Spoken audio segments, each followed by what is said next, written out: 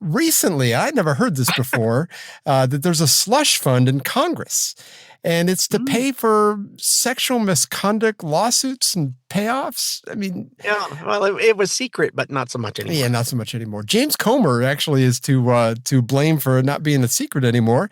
Here's him talking about that. You know, Congress has paid over $17 million in hush money for sexual misconduct inside of the offices in these buildings. And what's more is that was taxpayer money, right? The allegation is that President Trump paid $130,000 of his own money. But here in Congress, there may be some on this dais.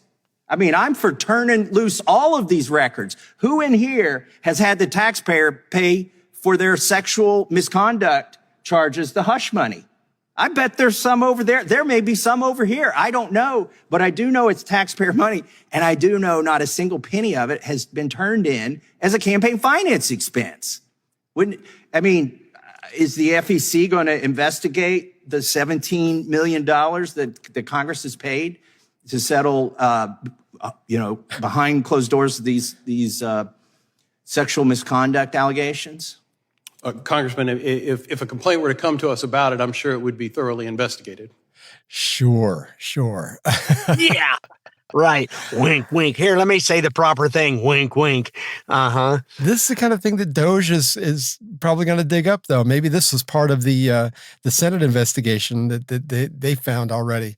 You know, I don't know, but $17 million taxpayer money for somebody to play grab butt with their I just don't get it. I don't get it. To play bang chicka wow wow. Yeah, whatever it is. Oh, that's a good way to put that. I like that. Well, of course it came from me. I mean, come on. What is it about elected officials that can't keep their hands to themselves? It's power.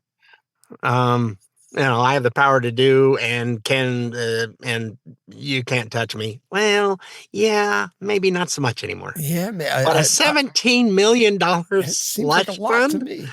And that's I a pretty wonder big slush fund. Good Lord, that's like petty cash, you know. And my brain went to, if somebody is like on their last term that they're not going to run for re-election, they might have somebody that works for them say, you know what, why don't you go ahead and accuse me of this, and we'll just pay you off, and nobody will ever hear about it.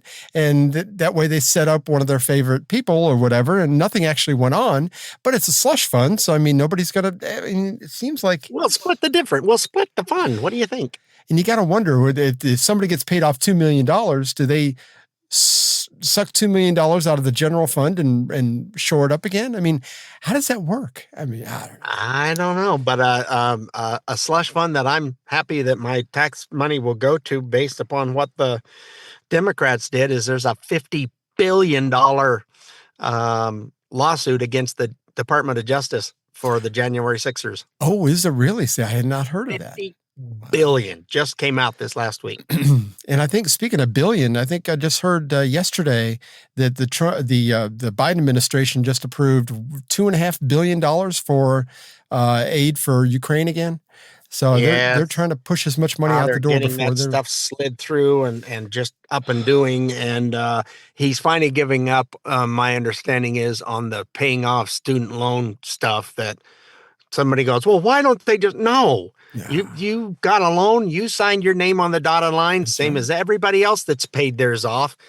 You know, you're old enough to my tax money is not going to pay for your college education. That's right. You entered into that contract. Doesn't get you anything anyway. As soon as they started guaranteeing money to go to college, the price went up exponentially because the universities are going, we're going to get our money. Don't care whether you can pay yours or not. You can't declare it in bankruptcy, nothing. No doubt. So the universities get their money.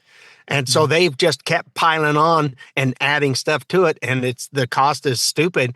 And there's a lot of universities now starting to go out of business because people go, I can't afford that big $150,000 loan. Not only that, Charlie Kirk has pointed out multiple times that half the people that graduate college don't work in the field that they went to college for. So, nope. I mean, what good does it do?